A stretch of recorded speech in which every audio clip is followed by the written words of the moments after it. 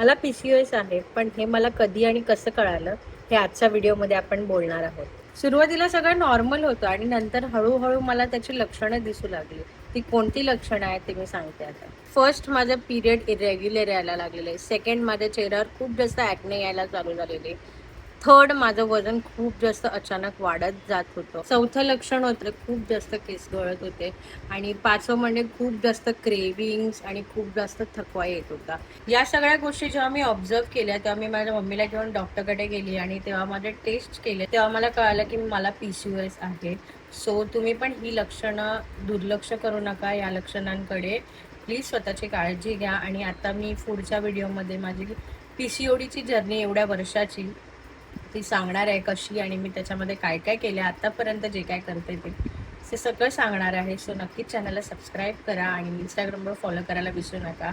Okay, bye, see in next video.